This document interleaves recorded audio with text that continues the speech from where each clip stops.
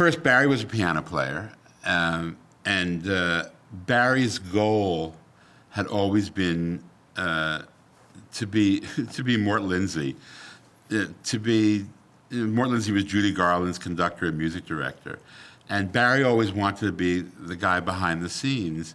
And he discovered in the era of the singer-songwriter that he could get an album out. So he was interested in that.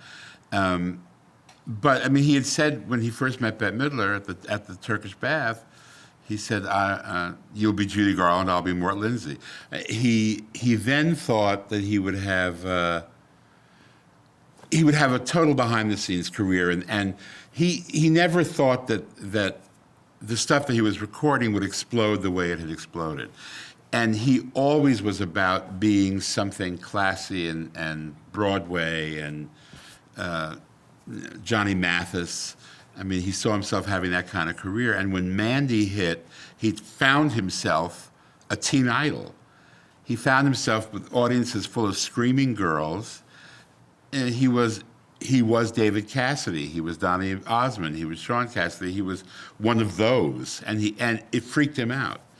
And he had never been schooled as a stage performer, so it was a whole new thing. He had to figure out who he was on stage in the midst of all this hysteria, and it scared him. He wasn't one of those people like Bette or Eliza or Gaga, somebody who is at home on stage the moment they step out there and just wants to do this. He had to learn how to do that. He was a studio guy. And the special, he was so big that he got his first special. He didn't want to do the kind of thing that everybody else did. He didn't want to say, "And now my guest, Raquel Welch," and do sketches and all that kind of stuff. He wanted to do something that was very subtle and classy, and that was based on the music. And so we did a show that didn't really have a guest star, or if it did, who was the guest star? Did we have a guest star? I don't think we did on the first one. No. I think it was just him in concert in various places, but basically just doing what he does.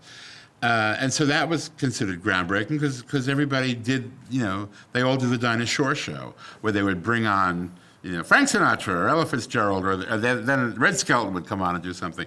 But he didn't want to do that kind of thing. And partially, I think it was because he wanted it to be about the music, because he wasn't a performer who'd burst out of an egg, ready to Sacco Baffo you into a coma.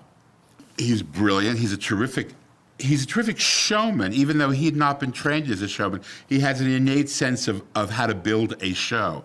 He builds a show the way he builds an arrangement. That's how he started. He's the king of the key change. We called him Mary Modulate because every song would go up a step, and then to a big finish. And that he knew how to put a show together. When to put in the ballads and when to do the up numbers and all that. He had this innate sense of how to do that. And so he used it in creating his own show. But he had to learn how to get out from behind the piano and be comfortable actually moving around the stage.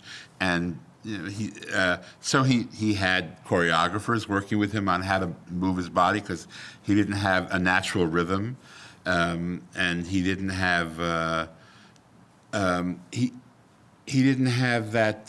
He just didn't have that kind of show business, which he now tosses off. I mean, he's been at it for so long, and he knows who he is when he's on stage. At the time, he wasn't at all sure. Partially was because he wanted to give them Barbra Streisand. He wanted to give them Frank Sinatra, and they wanted Elvis. They wanted a pop teen, Fabian, Bobby Rydell, a pop teen sensation. And he didn't want to do that. And the thing he wanted to do, only Neil Diamond was really doing that kind of thing. And so I think he emulated him a lot. But he said that he would wind up having a career like Johnny Mathis, where he would always be around and every now and again suddenly show up with a hit. And nobody is more surprised than he is that he has managed to parlay everybody else's material. This was a guy who only wanted to do his own material. And now he does the greatest hits of the 60s, the greatest hits of the 70s, and he's made a gigantic success with all that stuff.